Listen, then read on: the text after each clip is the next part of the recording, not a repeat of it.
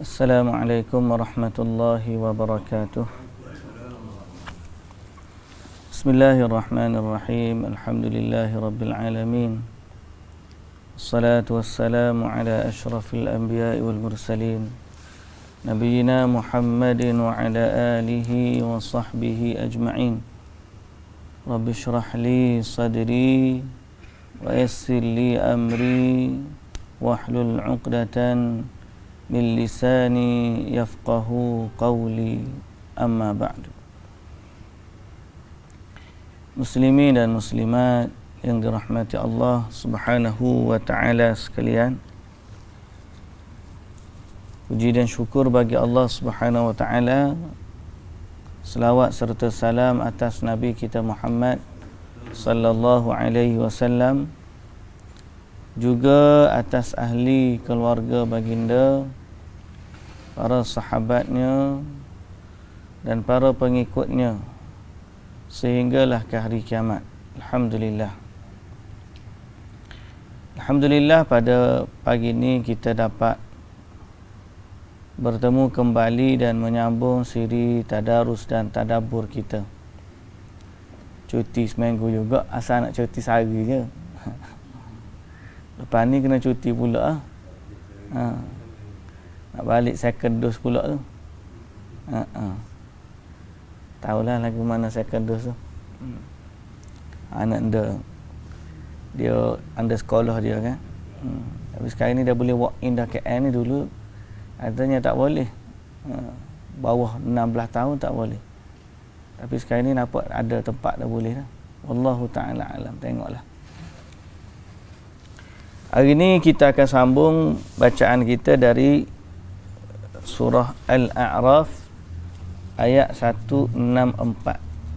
164. Masih lagi pada cerita Nabi Musa dan kaum dia. A'udzu billahi minasy syaithanir rajim. وَإِذْ قَالَتْ أُمَّةٌ مِّنْهُمْ لِمَ تَعِظُونَ قَوْمًا اللَّهُ مُهْلِكُهُمْ أَوْ مُعَذِّبُهُمْ عَذَابًا شَدِيدًا قَالُوا مَعْذِرَةً إِلَى رَبِّكُمْ وَلَعَلَّهُمْ يَتَّقُونَ فَلَمَّا نَسُوا مَا ذُكِّرُوا بِهِ أَنْجَيْنَا الَّذِينَ يَنْهَوْنَ عَنِ السُّوءِ وَأَخَذْنَا الَّذِينَ ظَلَمُوا بِعَذَابٍ بَئِيسٍ بِمَا كَانُوا يَفْسُقُونَ فَلَمَّا عَتَوْا عَمَّا نُهُوا عَنْهُ قُلْنَا لَهُمْ كُونُوا قِرَدَةً خَاسِئِينَ وَإِذْ تَأَذَّنَ رَبُّكَ لَيَبْعَثَنَّ عَلَيْهِمْ إِلَى يَوْمِ الْقِيَامَةِ مَنْ يَسُومُهُمْ سُوءَ الْعَذَابِ إِنَّ رَبَّكَ لَسَرِيعُ الْعِقَابِ وَإِنَّهُ لَغَفُورٌ رَحِيمٌ وَقَطَّعْنَاهُمْ فِي الْأَرْضِ أُمَمًا مِنْهُمُ الصَّالِحُونَ وَمِنْهُمْ دُونَ ذَلِكَ وَبَلَوْنَاهُمْ بِالْحَسَنَاتِ وَالسَّيِّئَاتِ لَعَلَّهُمْ يَرْجِعُونَ. Baik, bismillahirrahmanirrahim. Sekali lagi kita puji dan kita syukur pada Allah Subhanahu wa ta'ala di atas limpahan rahmat dan anugerah yang Allah Ta'ala kurniakan kepada kita. Dan puji adalah lebih utama dari syukur, kerana puji ini berlaku pada, atau kerana syukur ni berlaku pada nikmat. Dan puji ini berlaku pada nikmat dan juga musibah. Mana kalau kita dapat benda yang kita suka, kita syukur dan kita puji Allah. Dan bila kita dapat musibah atau ujian dari Allah, kita sabar dan kita puji Allah. Jadi puji itu berlaku pada sabar dan syukur. Dan syukur berlaku pada nikmat semata-mata. Oleh kerana itu, alhamdulillah adalah lafaz puji yang mengandungi di dalamnya syukur dan sabar. Alhamdulillahi ala kulli hal. Alhamdulillahi ala kulli hal. Puji, segala puji bagi Allah di atas setiap perkara. Semua perkara. Ini alhamdulillah, alhamdulillah, alhamdulillah. Ayat yang kita baca surah Al-A'raf ayat 164. Firman Allah Subhanahu wa taala, "Wa idz qalat ummatun minhum," dan ingatlah ketika segolongan di antara mereka berkata, "Lima ta'idhuna qaumanillahu," kenapa kamu menasihati satu kaum, Allahu muhlikuhum au mu'adzibuhum azaban syadida, satu kaum yang Allah akan binasakan mereka atau mengazab mereka dengan azab yang berat. Ayat ini ada kesinambungan dalam dari ayat yang sebelumnya. Di mana kalau kita flashback balik ayat 159, Allah Ta'ala kata, "Wa min qaumi Musa ummatun yahduna bil haqqi wa bihi ya'dilun." Dari kaum Nabi Musa ni ada satu kumpulan, ada satu puak yang mendapat petunjuk. Wa bihi ya'dilun, dan mereka mengikut petunjuk tersebut, mengikut kebenaran tersebut, mengikut kebenaran tersebut. Jadi itu satu kaum, satu kumpulan dari puak tu.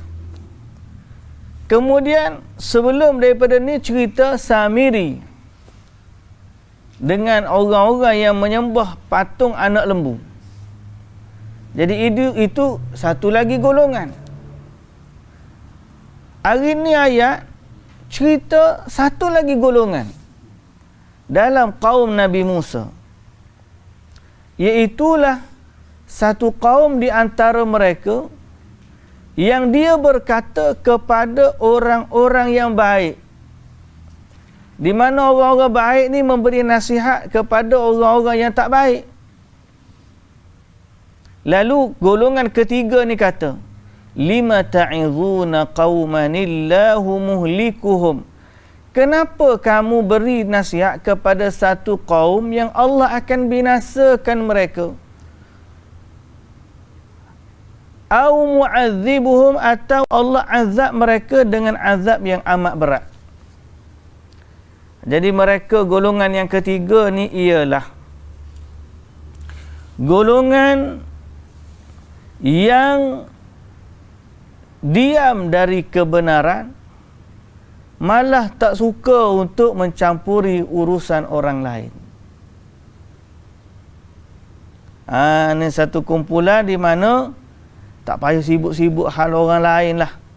Kenapa kamu nak bagi nasihat kepada dia? Kalau dia kena azab, ambillah dia. Itu dia punya pasal lah. Ni kumpulan ketiga dari Bani Israel. Dia tanya kepada pemberi nasihat, kenapa kamu susah payah nak bagi nasihat? Allah dah kata, Allah akan azab mereka, Allah binasakan mereka. Allahu muhlikum au mu'adzibuhum azaban syadida. Jadi apa jawapannya? Atau dalam bahasa lain, lima tanhauna haula wa qad alimtum annahum qad halaku wastahaqqul 'uqubata min Allah. Fala faidata fi nahyikum iyyahum. Kenapa kamu susah payah mencegah mereka dari melakukan kemungkaran, sedang kamu tahu mereka ni dilaknat oleh Allah, atau mereka ini telah binasa dan berhak mendapat hukuman dari Allah. Hukuman dari Allah Subhanahu wa taala. Fala faidata, kalau kamu bagi nasihat pun tak ada faedah pada kaum ni. Jadi ada satu kumpulan, dia melihat buat kerja amar ma'ruf nahi munkar ni, kita kata pun tak ada faedah punya. Golongan ketiga ni ada tak zaman kita? Sifat dia. Sifat tak nak cara korang, tak nak terlibat dengan amar ma'ruf nahi munkar. Pada dia, ini semua jaga tepi kain orang. Kalau dia nak masuk neraka, biar dia masuk neraka. Kalau mau masuk syurga, masuk syurga. Setiap orang buat hal masing-masing. Kubur kita masing-masing, kubur lain-lain. Cerita kubur lain-lain. Inilah golongan yang ketiga. Golongan yang mana mereka tidak melakukan amar ma'ruf nahi munkar, tapi dalam masa yang sama mereka bukanlah pelaku maksiat yang dicegah itu. Ada rupanya golongan ni zaman dulu ada dah. Jadi inilah iktibar kitanya. Inilah iktibar. Jawapan dia boleh ke tak, atau soalan dia boleh tak seorang itu bersikap demikian? Dia tengok je orang buat benda mungkar, dia tengok, dia tak larang, tapi dia diam je. Apa dia kata? Dia punya pasal lah kalau dia nak masuk neraka pun. Asal jangan kacau kita je. Itu ayat asal jangan kacau kita. Bagus ayat tu. Comel nampak. Bunyi cantik je. Tapi apa jawapan orang yang golongan pertama, orang baik ni, orang baik yang buat amal ma'ruf nahi munkar ni? Apa dia? Kita kena ingat, Bani Israel ni antara sebab dia dilaknat ialah dia tidak cegah amar ma'ruf nahi, dia tak buat amar ma'ruf nahi munkar. Okey. Jadi apa jawapan orang kumpulan yang cegah ni, kumpulan ni. Banyak mana tak tahu, tapi kalau zaman kita orang buat amar ma'ruf nahi munkar ni, dia jumlah dia sedikit je.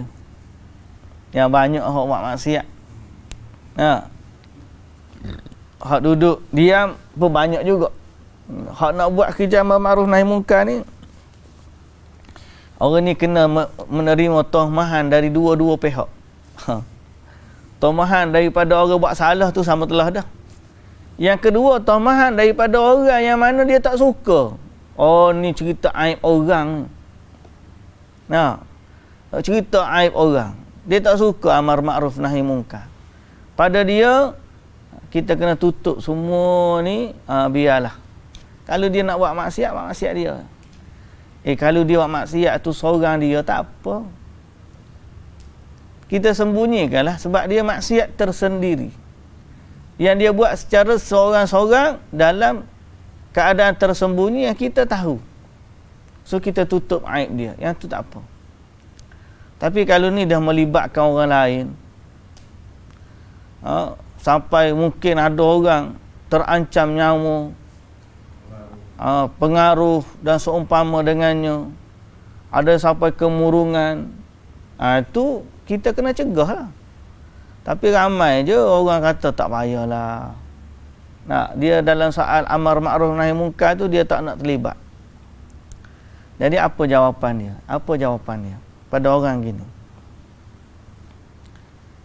Jawapan dia, qalu ma'ziratan ila rabbikum. Orang-orang yang memberi nasihat itu menjawab, nasihat itu untuk melepaskan diri dari bersalah kepada Tuhan kamu. Aku bagi nasihat ni bukan untuk dia. Kita bagi nasihat ni untuk kita jawab depan Allah. Qalu ma'ziratan ila rabbikum. Andai kata kita bagi nasihat kepada dia, dia tak terima sekalipun, maka kebaikan dari nasihat itu kembali kepada kita, bahawa kita telah melaksanakan perintah Allah Subhanahu wa taala. Kita ni menggalah satu beban yang berat, iaitulah amar ma'ruf nahi mungkar. Pada siapa terbeban bahu dia dengan tanggungjawab ini? Para ustaz sajakah? Ataupun para ahli ilmu? Ataupun ibu bapa sahaja? Ataupun ni kerja pemerintah? Pemerintah tak cegah pun buat amar ma'ruf nahi mungkar. Jawapan dia, ini adalah tanggungjawab setiap individu Muslim. Cuma dia berbeza tahap dia sahaja. Kewajipan tu sama pada setiap Muslim. Perintah sama. Nabi SAW kata, "Man ra'a minkum munkaran falyughayyirhu biyadihi." Siapa saja di kalangan kamu tengok benda mungkar, maka hendaklah dia cegah atau dia ubahnya dengan tangannya. Fa illam yastati', kalau dia tak mampu, fa bilisanih, cegahlah dengan lidah, dengan mulut dia. Fa illam yastati', kalau dia tak mampu juga, fa bil qalbih, kena cegah dengan hati. Wa dzalika adhaful iman, dan itulah selemah-lemah iman. Berarti kerja amar ma'ruf nahi mungkar ni fardu ain. Kena buat belakang, ni tanggungjawab semua umat Islam. Bezanya tahap sahaja. Orang mampu dengan kuasa, cegah dengan kuasa. Orang mampu dengan lisan, cegah dengan lisan. Orang tak mampu dengan kuasa, tak mampu dengan lisan, maka dia cegahlah dengan hati. Yang penting semua kena cegah. Jangan sampai satu tahap kita redha dengan kemungkaran. Redha dengan kemungkaran. Tak apalah, nanti dia tu taubatlah tu. Tak apalah, orang tak dengar-dengar hak dia kata. Padahal follower dia beratus ribu hak dengar penyelewengan dalam tafsiran dia dan pengajaran sebagai contoh. Orang pun kata tak apalah. Jangan main tak apalah gitu. Fardu ain. Mencegah mungkar ni fardu ain. Setiap orang kena cegah. Beza tahap dia sahaja. Beza tahap dia sahaja. Dan bila kita buat lagu tu, kalau orang tu tak berubah sekalipun, kita dah dapat alasan di hadapan Allah. Qalu ma'ziratan ila rabbikum. Sebab tu kita ni nak cari alasannya depan Allah. Kena ada alasan. Kalau orang duduk disekat daripada mengajar, disekat, dihalang daripada mengajar, minta surat, keluarkan satu surat supaya apa? Akhirat nanti aku boleh bagi saksi di hadapan Allah bahawa sebenarnya aku bukan tak nak mengajar, tapi aku disekat dari mengajar. Contoh, sebagai contoh tu. Tapi nak sebutnya, ada alasan di hadapan Allah. Kenapa kamu tak cegah benda ni? Ya Allah, saya lemah iman.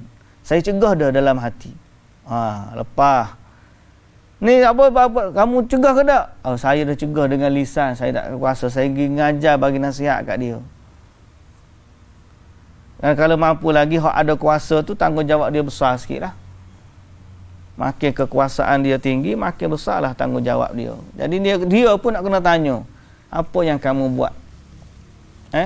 Apa yang kamu buat? Jadi jawapan golongan yang baik di dalam Bani Israel, dia kata, qalu ma'ziratan ila rabbikum. Kami bagi nasihat tu, kami tahu dah dia ni akan dibinasakan oleh Allah. Tapi kami bagi nasihat tu supaya apa? supaya kami ada alasan di hadapan Allah. Kami dah tunaikan tanggungjawab memberi nasihat. Wala'allahum yattaqun, dan supaya mereka bertakwa. Ini yang kedua. Kalau dia terima, alhamdulillah, jadilah orang bertakwa. Tapi kalau dia tak terima, suka-sukanya kita sudah ada alasan di hadapan Allah. Jadi kena ingat bapak kita ni kena ingat. Kena semuanya terlibat dengan amar ma'ruf nahi munkar. Jangan kata tu kerja ustaz je. Siapa suruh ustaz tak bagi tahu. Padahal depan mata dia tengok. Dia rasa saya bukan ustaz. Tak boleh nak tegur. Tambah-tambah pula syaitan dia memang menampakkan gitu. Kamu ni belum alim. Kamu ni tahap orang biasa nak lawan aku. Macam-macam syaitan. Ni dia nak melemahkan orang daripada mencegah melakukan amar ma'ruf nahi munkar. Jadi apa berlaku? Falamma nasu. Kalau dia bertakwa tu okey. Cuma ni dia lupa juga. Falamma nasu ma dhukiru bihi anjayna alladhina yanhauna 'anis su'. Maka ketika kami melupakan, yakni tidak menghiraukan apa yang telah diperingatkan kepada mereka. Falamma nasu ma dhukiru bi, mereka lupa apa yang mereka diberi peringatan kepadanya. Jadi ni orang-orang yang mana diberi nasihat tak terima. Apa kesudahan dia? Dan apa kesudahan orang-orang yang mencegah amar ma'ruf nahi munkar tadi? Kata Allah, apabila orang-orang tu tak terima, anjaynal ladzina yanhauna 'anis su', kami pun selamatkan orang-orang yang melarang dari perbuatan jahat itu. Jadi siapa yang buat amar ma'ruf nahi munkar, dia selamat. Wa akhadna alladhina zalamu, dan kami hukum pula orang-orang yang zalim itu. Yang ini orang-orang yang buat kerosakan tadilah. Bi'adzabim ba'isim bima kanu yafsukun, dengan azab yang pedih, dengan azab yang seksa, yang amat berat. Bi'adzabim ba'isim bima kanu yafsukun, disebabkan mereka berlaku fasik, yakni derhaka. Jadi ada dua kumpulan disebut dalam ayat ni. Okey. Kumpulan pertama, orang yang cegah amar ma'ruf nahi munkar diselamatkan. Kumpulan yang kedua, orang yang berbuat zalim ditimpakan azab. Falamma atau amma nuhu anhu qulna lahum kunu qiradatan khasi'in. Maka setelah mereka berlaku sombong, takabbur, tidak mengambil endah kepada apa yang dilarang mereka melakukannya, kami katakanlah kepada mereka, jadilah kamu kera yang hina. Jadi kumpulan yang mencegah amar ma'ruf nahi munkar selamat. Kumpulan yang buat zalim ini akhirnya diazab dan ditukar menjadi kera yang hina. Kera yang hina. Kumpulan yang ketiga. Apa kesudahan kumpulan ketiga? Disebut dalam tafsir. Kumpulan ketiga, la yuzkar, tidak disebut dalam ayat ini, kerana mereka tidak berhak untuk disebut, sama ada dipuji atau dicela, kerana mereka telah diam daripada melakukan perbuatan yang baik. Itu disebut dalam tafsir. Fanassa ala najatin nahina wa halakiz zalimin wa sakata 'anis sakitin li'annal jazaa' min jinsil amal. Kerana balasan sama dengan jenis amalan. fahum la yastahiquna madhan fayumdahu. Mereka tidak berhak untuk disebut lalu dipuji. Wala wa irtakabu aziman fayudhammu. Tapi mereka juga tidak melakukan benda buruk untuk dicela. Jadi Allah Ta'ala tak sebut kesudahan mereka dalam ayat ini. Nah, kalau disebut dalam Quran ni pun satu penghormatan dah. Tapi mereka tak layak disebut. Pasal mereka ni tidak buat lah, tidak amar ma'ruf. Tapi dalam masa yang sama dia diam je. Berkata Ibnu Abbas an Ikrimah an Ibni Abbasin fil ayah, qala ma adri anajal ladhina qalu lima ta'idhuna qauman illahu muhlikum am la.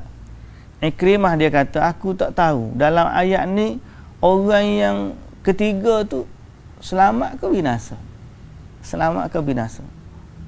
Qala lam azal bihi, kata Ibnu Abbas, aku pun lagu tu juga duk senantiasa terfikir, hatta araftuhu annahum qad najau ni fakasani hullah. Dalam tafsir disebut, sehinggalah aku tahu akhirnya bahawa mereka ini juga selamat. Mereka ini juga selamat. Sebab dia tak buat dosa, cuma dia tidak berhak dipuji. Nah, akhirnya, dari sudut akhirnya, macam kita kata Ashabul A'raf kan. Ashabul A'raf ada kumpulan yang ketiga. Kumpulan pertama ahli syurga, kumpulan yang kedua ahli neraka. Ada kumpulan yang ketiga nama dia Ashabul A'raf. Ashabul A'raf ni nak kata orang jahat pun tak terlalu jahat. Nak kata orang baik tak buat amal baik. Yang ke dia duduk kumpulan ni kumpulan ketiga. Ashabul A'raf. Samalah surah ni pun. Maka apa kesudahan Ashabul A'raf? Dia masuk syurga, cuma lambat pada orang. Kita nak masuk syurga lambat pada orang ke? Nah, orang lain dah masuk dah, kita pun tengok terkebir-kebir. Lam yadkhuluha wa hum yatma'un. Mereka tak boleh masuk walaupun nak masuk. Pasal apa? Sebab atas dunia dulu mereka tidak berusaha untuk ke syurga. Dia anggap tak apalah. Duk main tak apalah gitulah dia. Nak amar ma'ruf nahi munkar ni satu benda baik. Kita bila tengok amar ma'ruf nahi munkar, ada ruang untuk kita cegah, ada surat, ada ruang, kita kena royak. Cara mana kita nak royak, cara mana kita nak cakap tu terpulang. Kita buat baik kepada dia, kita ajak sambil-sambil lalu, mari kita pergi semayang. Ataupun kita kata kepada dia, benda baik ni jangan tangguh-tangguh, kita kata gitu je. Tapi kurang-kurangnya ada ayat, ada usul untuk kita buat amar ma'ruf nahi munkar. Jangan kita kata tahu dia orang tu. Kalau kita cakap pun tak dengar juga. Kita dulu lagi bagi tahu lagu tu. Tak.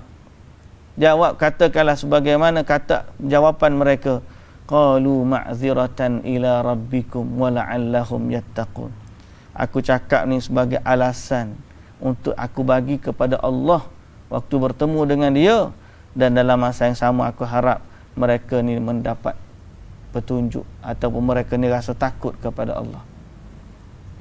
Jadi Ibnu Abbas radhiyallahu anhu sebagaimana dalam tafsir ni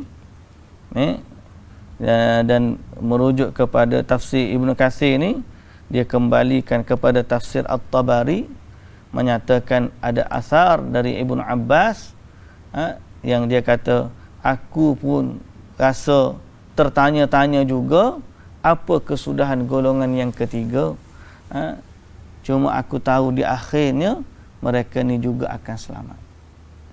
Mereka ni juga akan selamat. Fakasani hullah, kata Ikrimah, bila aku tanya tu dia pun pakaikan baju kepadaku. Itu sambungan asar tu lah. Baik. Falamma atau ammanu, kita dah baca dah. Ni golongan yang tiga, sifat golongan ketiga, akhirnya selamat tapi lambat. Rupanya ada ni lah, ada kaitan lah dia dengan cerita Ashabul A'raf tu dah. Nah, cerita Ashabul A'raf tu. Masa akhirat pun ada 3, rupa-rupanya golongan atas dunia ni ada 3 juga. Golongan yang baik buat amal ma'ruf nahi munkar, golongan yang tak baik buat maksiat, golongan ketiga ni duduk tengah-tengah. Cegah amal ma'ruf nahi munkar pun duk, buat maksiat pun duk. Duk diam-diam kita buat hal kita sendiri. Boleh nak masuk syurga lagu tu, tapi lambat. InsyaAllah kalau berdasarkan asar Ibn Abbas akan masuk syurga. Orang yang buat dosa lagi, kalau dia ada tauhid boleh syafaat. Cuma lambatlah. Apatah lagi kalau orang yang dia memang tak buat maksiat, cuma dia dalam masa yang sama tidak juga buat kebaikan. Tidak juga buat kebaikan. Jadi timbang, bila timbang tu tak ada sama. Hak ni pun tak banyak. Hak ni pun tak banyak. Ataupun hak ni pun dia tak cegah, hak ni pun dia tak buat. Jadi timbangan dia tu lagu tu. Atas pagar. Dia ni atas pagar, golongan atas pagar. Orang buat belaka dia buat ikut je. Ramai golongan ni, ramai. Jadi kita pun tak tahu kita ni buat amal ma'ruf tu cukup dah ke tak lagi. Cara mana yang buat amal ma'ruf kita tu cukup dah ke lagi. Setakat ngajar gini adalah usaha ngajar. Tapi lepas daripada ngajar tu cerita amal ma'ruf nahi munkar tu macam mana?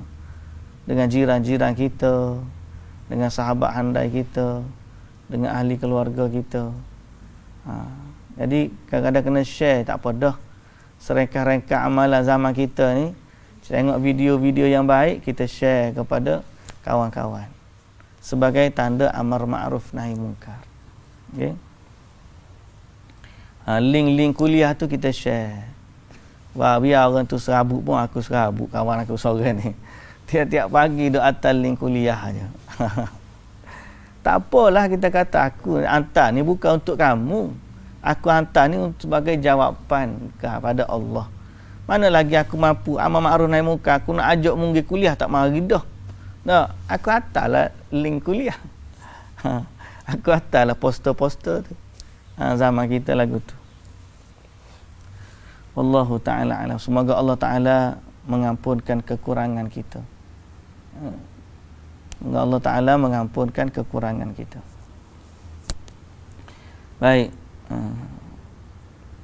Dan bertambah-tambah dia orang panggil kewajipan amar ma'ruf nahi munkar ni bertambah kepada orang yang mana makin dia tahu makin bertambahlah kewajipan dia. Makin dia tahu makin bertambahlah kewajipan dia.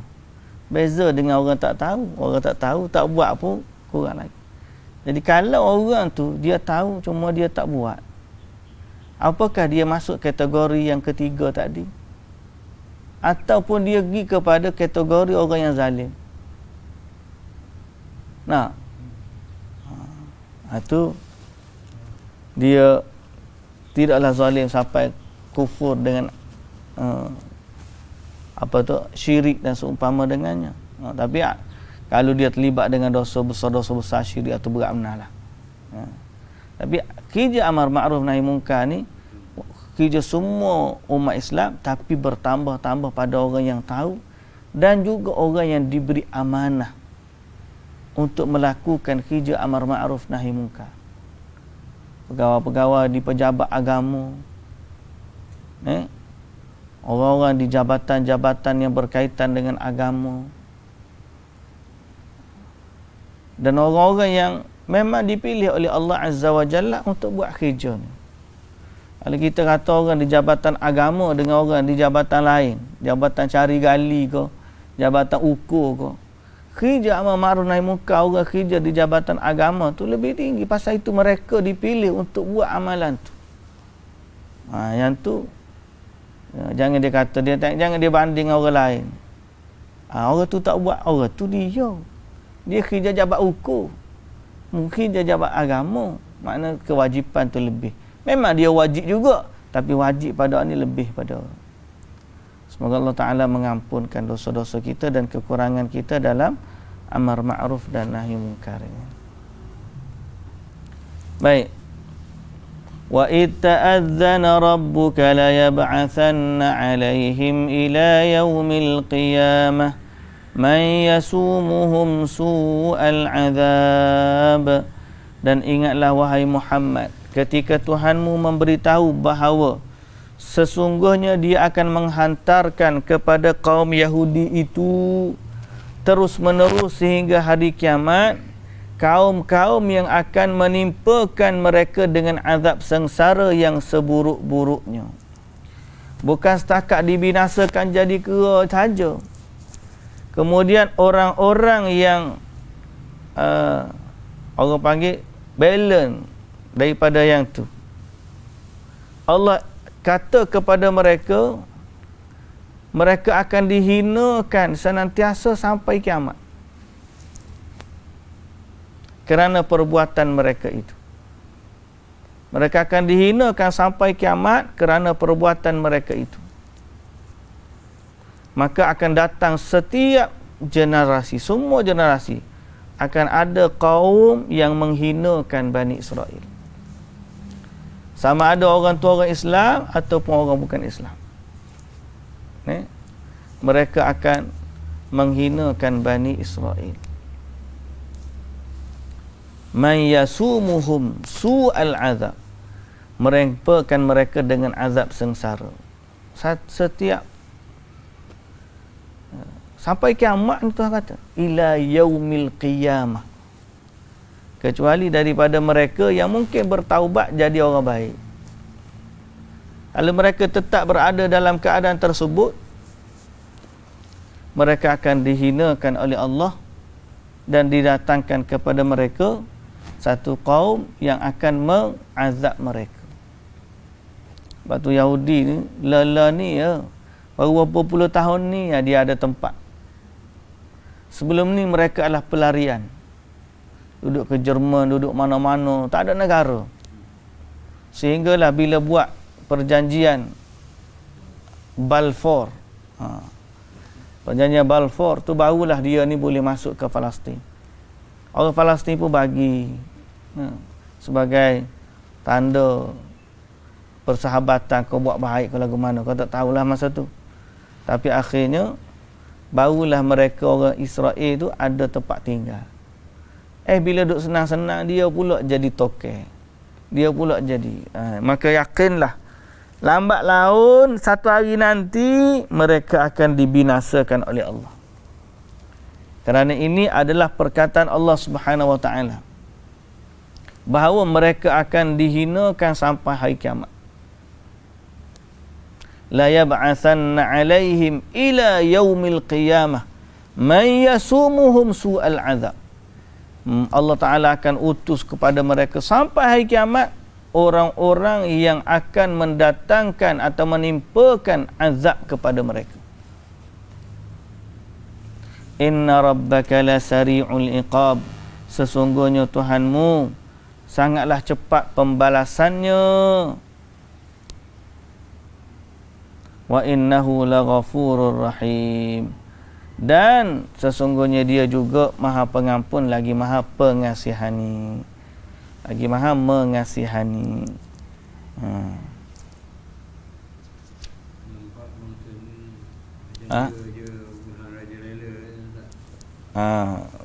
Memanglah sifat kita orang sombong dia rasa dia je betul. Tapi dia tak buat apa yang Allah Ta'ala suruh pun. Maka orang ni kehinaan lah bagi mereka. Walaupun dia rasa dia mulia, tapi satu hari nanti Allah Ta'ala akan hinakan mereka. Kemudian wa qatta'nahum fil ardi umama. Kami pecah-pecahkan mereka kaum Yahudi itu berpuak-puak yang bertaburan di muka bumi ini. Lepas daripada tu Allah Ta'ala pecahkan mereka. Batullah ni dia cuba bersatu balik. Israel ni panggil Yahudi dari Amerika, Yahudi dari Europe, Yahudi dari Rusia. untuk buat berkumpul di negara Israel. Pasal ni baru. Zaman dulu dia tak ada.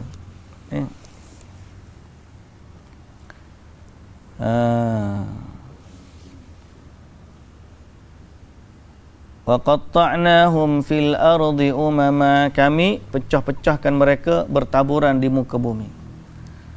Minhumus salihuna wa minhum duna dhalik. Ada di kalangan mereka orang yang soleh dan ada di kalangan mereka orang yang tidak demikian. Wa balawnahum bil hasanat, dan kami uji mereka dengan kebaikan. Wassayyiat, dan kami uji juga dengan keburukan.